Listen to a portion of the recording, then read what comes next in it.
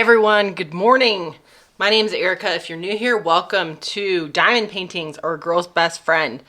Today I am kitting up a new kit. This is the sticker sheet for the artwork. It is A Moment on Memory Lane by Chuck Pinson. It is a round drill kit from Diamond Art Club. And I got this about a year ago. I've actually been diamond painting for about a year now. And this was one of the first kits that I ordered from Diamond Art Club.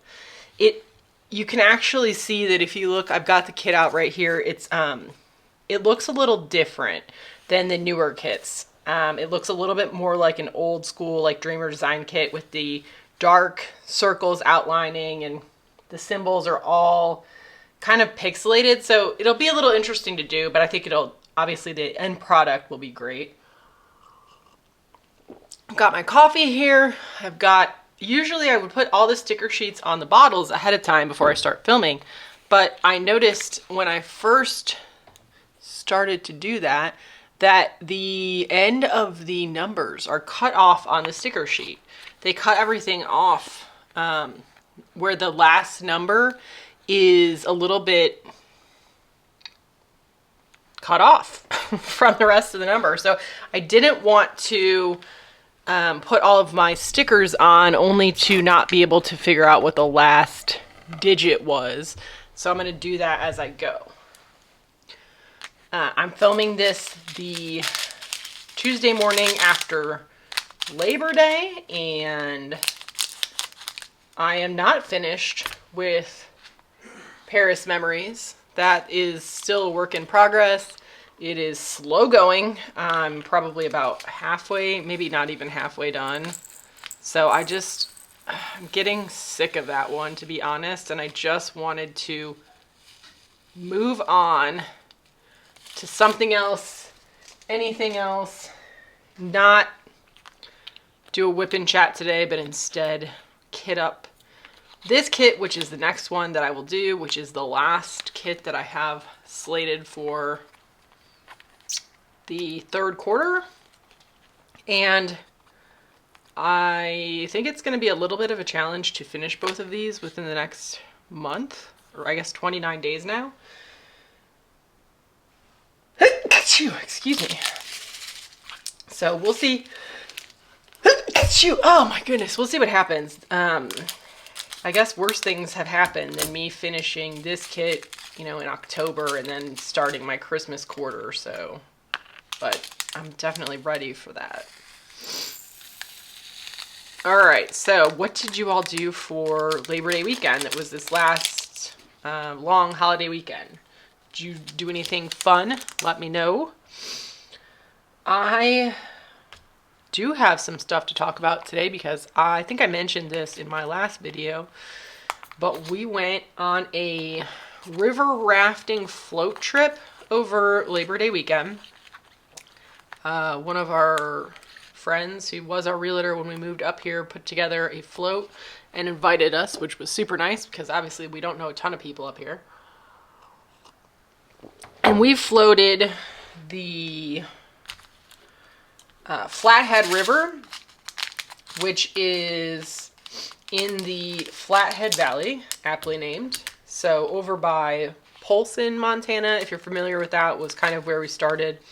And so we did that we actually went on Friday evening, we went to Polson, and some of the people that were going on the float lived there. We stayed at their house, which was super nice because it was about maybe an hour and a half, 2-hour drive to get there. So, we were trying to get out early on the water, so it helped save some time for us to be able to stay there. Although, not 100% sure. By the time we got out on the water on Saturday, it was already like 11 o'clock. So we certainly could have gotten up and driven there by then. But it was nice to get to meet them, before we actually started the float. There was, I think, 11 people that went, including my husband and I. So it ranged from, the youngest was just starting college to, I don't know, probably someone who's 55-ish. So it was a good group. Obviously, our friend knew everybody and put it together, so that was nice. We floated on our fishing raft that we got when we moved up to Montana. I put a picture of it in a video a while back. And there was 2 other people that had pretty much the same fishing raft we had. And then one guy or 2 other sets of boats that had the same thing that we did. One gentleman did a canoe. Another guy, this was pretty funny. He had like a little tiny blow up, I guess, kayak. And he was a bigger guy, so it was just kind of entertaining to see him in it. And then there was one more fishing raft that another couple was in. So a total of, I guess, 6 boats together going down the river. And so we started, like I said, on Saturday, pretty close to Polson. And I think we were supposed to float about maybe 10 miles that day. The river was nice. It was very, at least in my experience for up here, it was deep. There was a lot of water, so you didn't have to worry about like running into rocks as much or, running aground and having to push the boat through like gravelly spots. So that was nice. And there was a pretty good current for most of it. It's not like whitewater rafting. There weren't like a bunch of rapids or anything. They were mostly just, a nice current with fairly calm water and, fishing. That everybody was fishing. So we brought our fishing poles and some of the people were doing bass fishing. We just have fly fishing rods, so we were doing fly fishing. And my husband and I were kind of switching off rowing, and the first day in the afternoon, my husband passed me his fishing pole to put in, like, there's like a holder on the boat for it. So I was putting this fishing rod in the holder, and I hooked myself in the thumb with the fly. So I immediately knew it was kind of stuck and I wasn't going to be able to just pull it out. And if you look, this is the hand that it happened to, and it looks totally fine. I don't even know if you can see it, but it's like right here next to my nail. I was shocked when I took off the bandage yesterday and it was that small. But so I hooked this into my thumb, and I'm sitting here on the side of a river in the middle of nowhere. It's actually on an Indian reservation. Do not ask me the name of the tribe because it's a super long name. I asked somebody and it was like 4 names long. I guess they combine tribes onto this reservation, so I will 100% get it wrong. But whatever, we're in the middle of nowhere. And fun fact about me, I am super squeamish. I do not do well with blood. I do not like shots. I have never given blood. Like, I am just the biggest wimp when it comes to anything like that. And so we pull over and like tell some other people that what happened. And so they all start coming over and talking about this hook in my hand and my thumb and the barb and where the barb's at. And I'm like, shut up. I cannot hear about the barb. Like, I couldn't even look at it. Like, you just couldn't, or at least I couldn't. And so they start taking like snips and like cutting the fly off so they can really see what's going on. And some of that was kind of painful. Some of it wasn't. It just depended on like where they were doing it. And I mean, great. Like, this is our old realtor doing this.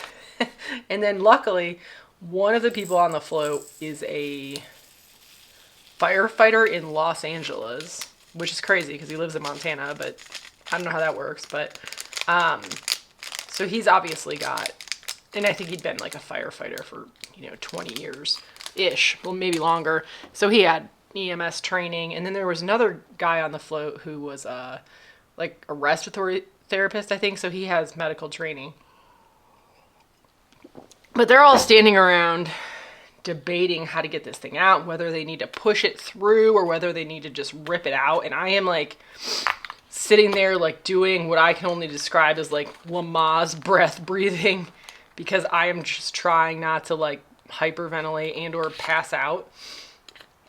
And I just got to the point where I was like, okay, stop talking about like the barb and like how deep it is and all this stuff, because it was really bothering me. I mean, it's funny. They were like, I mean, I was very thankful for their help, because there was nothing I was going to be able to do about it. I mean, if it was up to me, I probably just would have like pulled the ripcord on the beacon and lifelined myself out, which is super dramatic. But that's how much of a wimp I am. And so it was about an hour-long process of them just kind of slowly snipping this fly away until they finally got to the point where they could see enough and, you know, decide kind of how to tackle getting the hook out. Do they want to push it through, or do they want to just rip it out? And, you know, they're all going, oh, this is nothing. Like, it could have been in your eye. It could have been in your lip. And I do wear sunglasses when fishing, because I really can't think of much things worse than having a fly hook get stuck in your eye. But when you're in this situation, even though, yes, objectively, I know that those things, even in the situation, I knew like having it in my eye would be way worse. But in the situation, I really don't want to hear about how it's not the worst case scenario. I just kind of want it to be over with. And so, you know, none of that's really helping my mental state of mind. And so they decide that what needs to happen is that they need to just like make an incision to cut above where the hook was at, instead of trying to push it back through the wrong way. And so there's like, you know, everybody's got a knife. So like we did have first aid kits, so like sterilizing the knife, and I'm just sitting there like thinking, well, I'm about to have like minor surgery. Not really, I mean, that's dramatic, but I'm about to have like a procedure on the side of a river in a raft. What could go wrong here? And so yeah, they did it. They and actually it didn't, they started to cut, and I was just doing like my breathing, and they stopped because they thought I was like in a bunch of pain. I'm like, no, it doesn't hurt. I'm just like preemptively like making these noises. So they kept going. And then at the very end of that, without really telling me, which I actually appreciated because I really just wanted it to be done and didn't want to hear what the plan was anymore, they ripped the hook out of my thumb. So they made the cut, and I guess just decided like we needed to end this. It had been an hour. I was probably not going to be able to handle them pushing it back through the wrong way, which I agree with. So they just ripped it out. And so, yeah, I mean, that part hurt, but it just hurt for a second. And I was thankful that they did that without really talking about it, without saying they were going to do it, because that would have been way worse for me. So then, you know, we did have the first aid kits. We were able to sterilize it and wrap it. And once the hook was out, it didn't really hurt.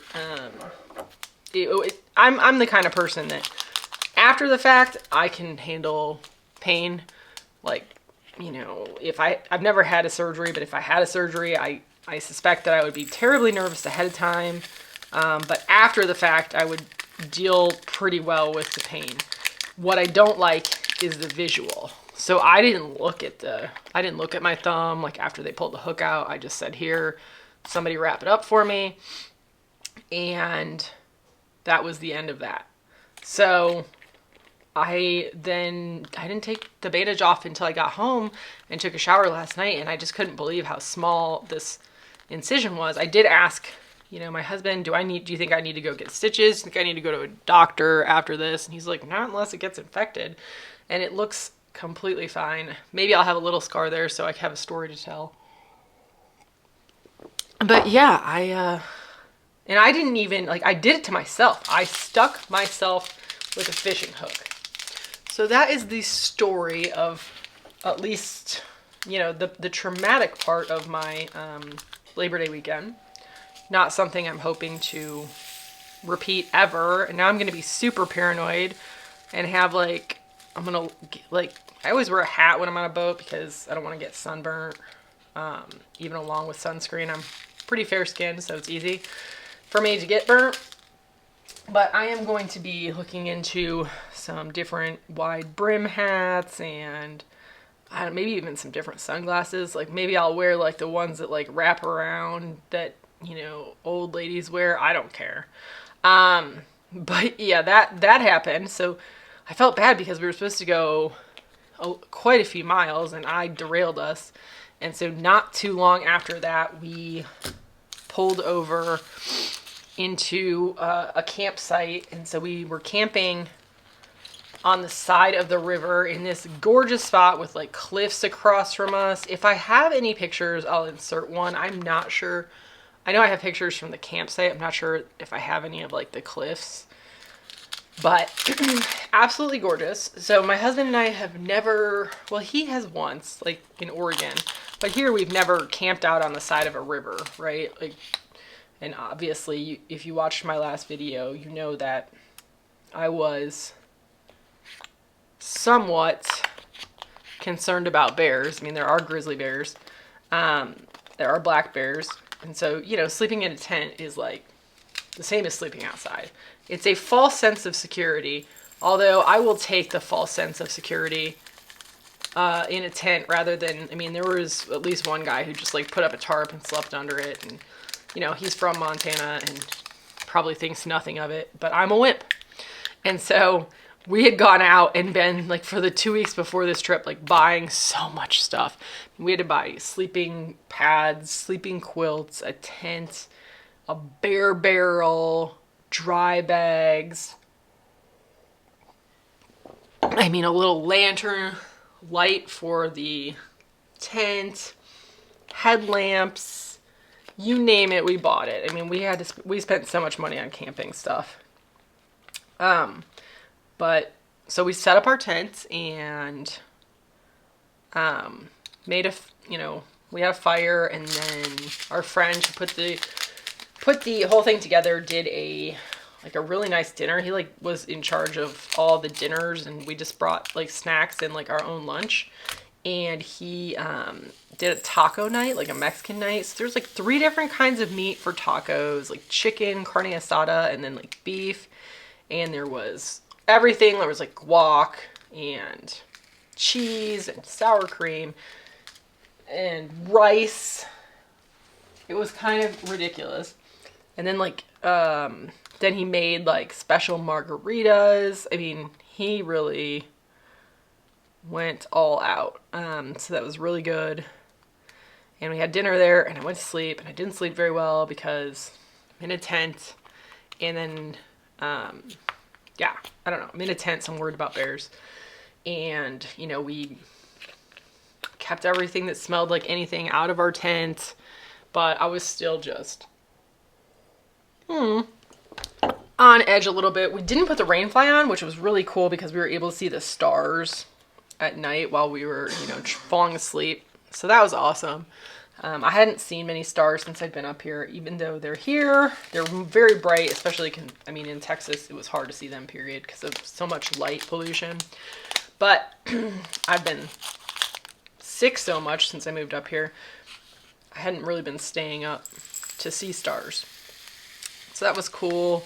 Then we got up pretty early the next morning, had a huckleberry pancake breakfast, which they were amazing. They were much better than even the Huckleberry Festival that we went to a few weeks ago.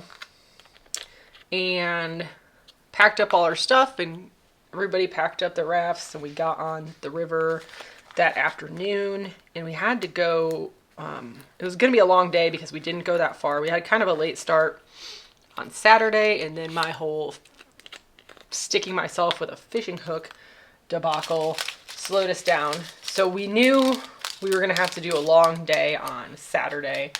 So we did. I think we probably left the camp at like 10:30, and I don't think we got to the new one until maybe 6 that evening. So it was a lot of time on the river. It was actually pretty hot that day. Like, I think it got to 90 or close to 90. So we did stop and, like, you know, swim a little bit in the river, and just once though, because we had to get to where we were going, because all of our vehicles, we had paid somebody to shuttle them to the place we were getting out, and you know, that's where those vehicles are going to be, and you've got to go and tow them. And of course, some of the people had to make sure that they were able to get home in time to get ready for their jobs, or, you know, take care of their house or whatever for the next day. So we didn't want to get off the river at, you know, 8 p.m. on Monday. So yeah, it was a long day that day on the river. It was super fun. I mean, the whole thing was fun, but it was a long time on the river. But we then got there, we went by. So because this was on a reservation, this river that we were floating was on a reservation, it was expensive to go. Like, there was between my husband and I believe it was like $400 for a permit to float and camp on this reservation. So because of that, because that is costly, there weren't a ton of people out. That first day we hardly saw anybody. The second day, as we were looking for a campground, we had to pass a few on the side of the river, and it wasn't really, you know, a campground. It's literally just the side of the river with, a lot of them had fire rings. And so we had to pass a few groups in order to find a spot, but we found a spot after, like I said, a pretty long day. It wasn't quite as picturesque as the first campground, but the whole thing was really pretty. And so that night we had spaghetti, like meat sauce spaghetti with garlic bread that one of the people that went made, which was also really good. And then there was like cheesecake for dessert, which was amazing. And then so the second night I slept better than the first night. I figured I would. I just kind of got over well, you know, I can't control everything. If a bear comes, I guess I'll deal with it then. Was kind of my thinking, for right or wrong. And so I did sleep a lot better on Sunday night. Monday night we got up and had omelets, and one of the people has chickens, so like fresh eggs. I mean, I told everybody, like, I ate better on the river than if I would have been at home making food for myself. That's for sure. And we got out pretty early that day, like maybe 10.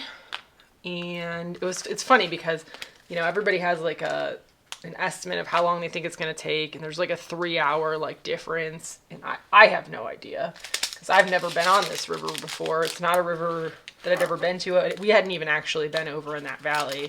It's funny because where we were was like directly east of where we live, but there's a mountain range there. So we had to go up and over next to Flathead Lake and down to Polson to get there. But by the time we're there, it's like if it's probably like 20 or 40 miles to get to where we live if you could go straight through the mountains, but of course you cannot.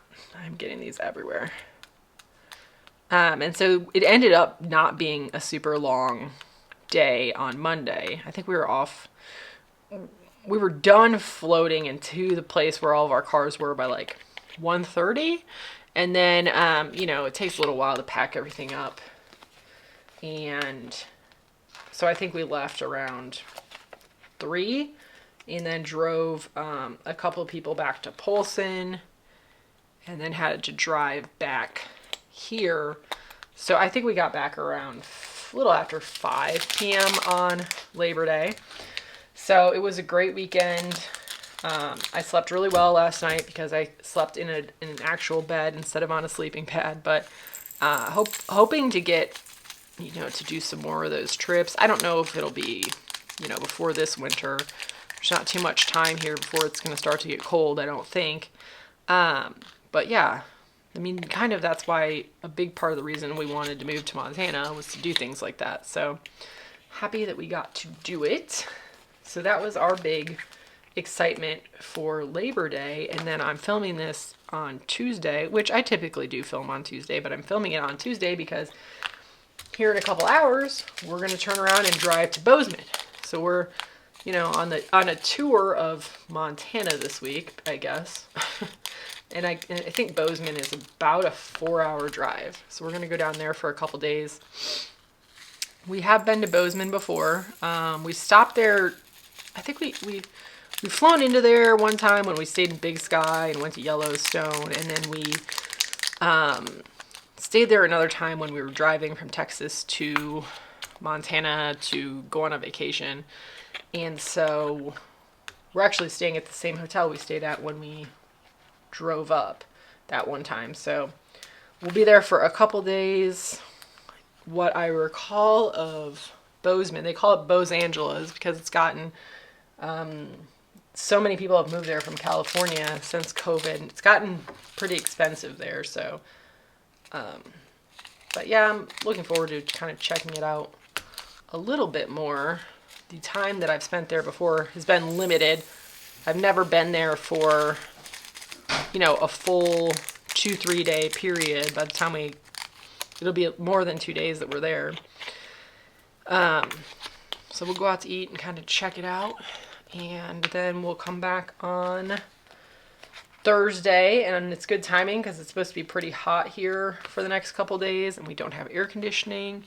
And it doesn't really bother me. It stays pretty cool in here during the day. But at night, if you don't want to stay up until midnight, which I don't, it can take a while to cool down. It does cool down really well at some point, but I will not be upset to have air conditioning. And then by the time we get back, it is supposed to have cooled off here pretty significantly. I mean, I was looking at the forecast over the next 10 days, and it seems like it's going to it's definitely in the next 10 days dropping into the 60s for highs on a few of the days. And it's kind of looking like that's just what it's going to be for a while, is like highs in the 60s, which is crazy because it has been highs in the 80s. It seems like we're just going to kind of skip by the 70s. So that's what we've got going on. I failed to say, because I wanted to jump right into my Labor Day story, how many colors are in this kit. There are 42, so not too bad. And the size of this is 71 by 56 centimeters. So it's smaller than the Paris Memories, that's for sure, kit that I'm working on now. I'm contemplating whether I'm going to kind of work on these both at the same time. I probably will. I usually like to do just one diamond painting at a time, but I need breaks. I need breaks in the gapping. I kind of contemplated just scrapping Paris Memories, if I'm honest, but I'm just not able to. I need to finish a diamond painting that I start for whatever reason. I'm not saying I'll never do that, but it'd have to be pretty bad. It was pretty bad with book library as well, and I definitely thought about stopping that one and just tossing it in the trash, but I didn't. I finished it. I'll finish this Paris Memories one, and then I will never buy another Dreamer design that isn't a new release in a square. That I can definitely say. Oh, these are getting everywhere. But yeah, that story about the river float took a hot minute because I'm already on. I'm putting the lid here on color number 28 out of 42.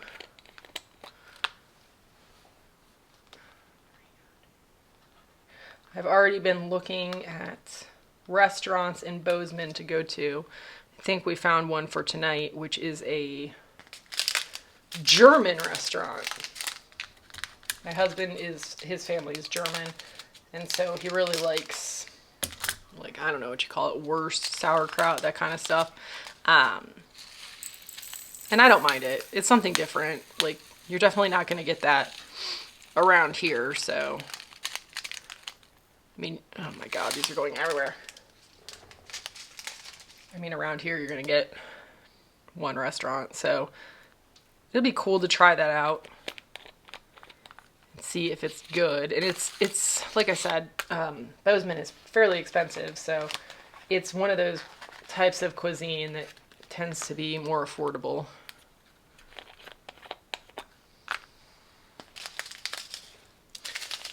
I did notice that there was a sale that Diamond Art Club had over Labor Day. It looks like I think they had 2 sales right in a row, like one buy one, get one 50% off, which is really good. BOGO. Or maybe, was it buy one, get it 50% off? It had to have been that, not free, right? And then they also had like another, I think 20% off for Labor Day. I did not pick anything up.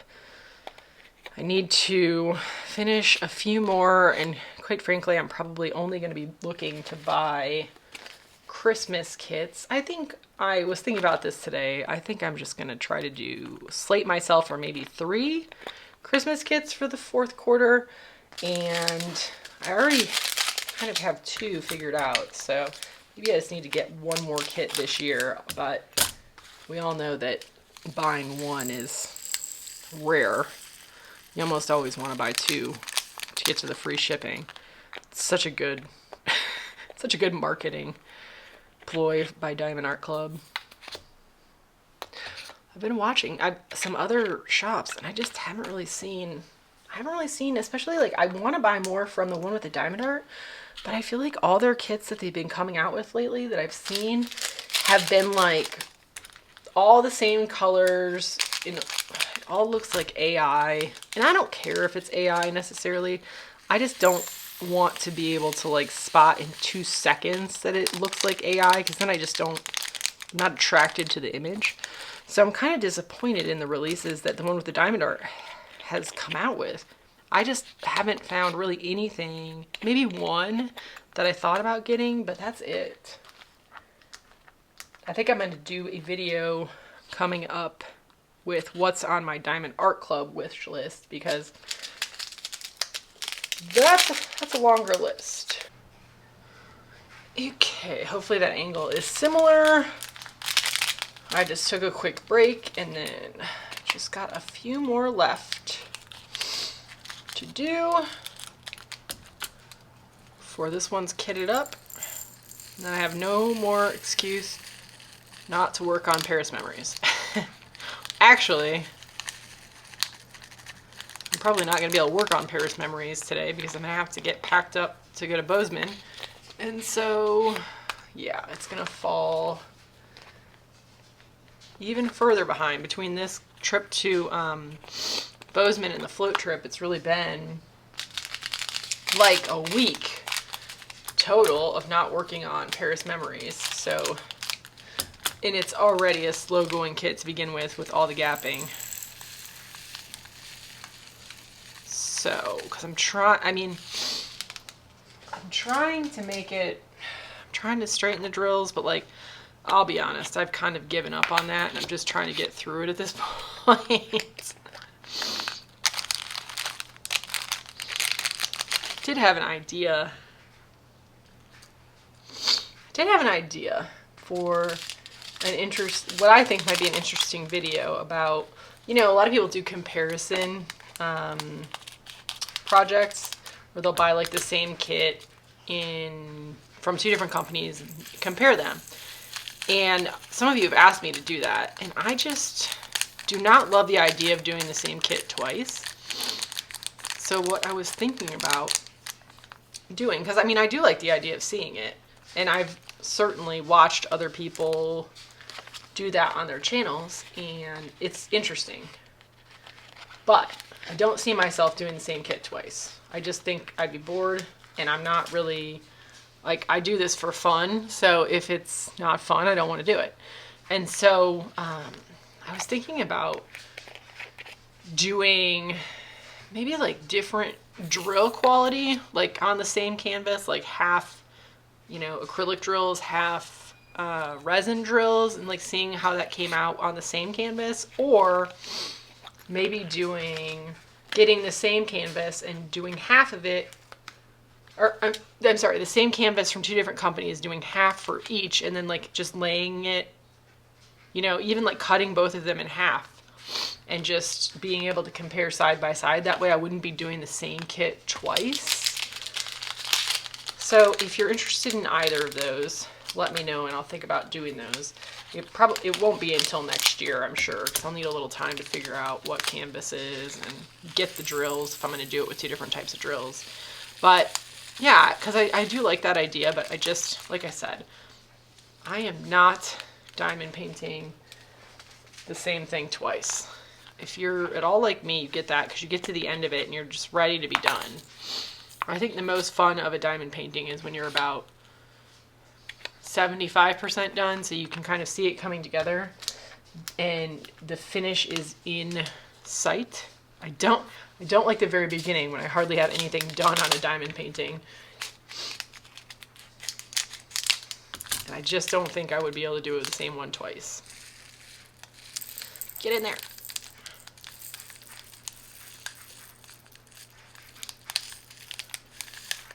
And we are almost finished kitting this kit up. See what I'm saying about like the old style kind of symbols? I don't know if that's coming into focus or not. Doesn't look like it. Well, I'm gonna give up. Autofocus, I think, just failed me. But it's like it was a K with like a circle around it as the symbol. And I've seen that in like some of the Dreamer Designs like Amazon kits I've done from a while back. Haven't seen it from Diamond Art Club, but this was, like I said, one of the first kits that I bought from Diamond Art Club, and it was not, you know, a new release. I think it was like their old stock that they were getting through. I think I just got those drills everywhere. Come on. So I'll need to edit this. I hope the hotel has decent Wi-Fi so I can upload this video, because I'll need to edit it probably. Probably on the road, actually. And then hopefully I can upload it once we get to the hotel. Yeesh. See how that goes. If you're seeing this video on Wednesday, it went okay. We're down to 4 more colors. That's it. Sometimes it's nice kitting these up that have kind of a fewer number. I mean, 42 is a fairly low color count for me at this point. And Paris Memories has 58, so I guess it's not crazy either.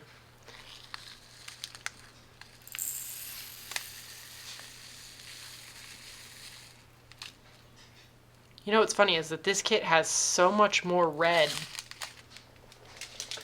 than I would have thought. I mean, it's a fall kit, so I expect a lot of orange, but I was thinking all of the red that I expected from Santa's list made it into this kit.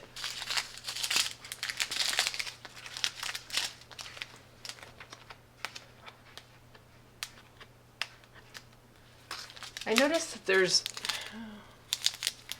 actually a fair amount of white in this kit too. It's 5200, which I was surprised by.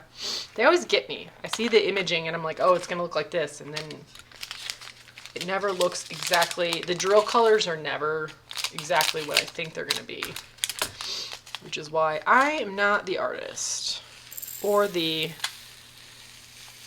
manufacturer. Can we fit all of these into this? Ugh, we're going to. Some mild static in this kit today, hence extra drills everywhere out here, but that's okay. I'm not going to have to kit up another kit until probably, if I'm honest, mid-October now.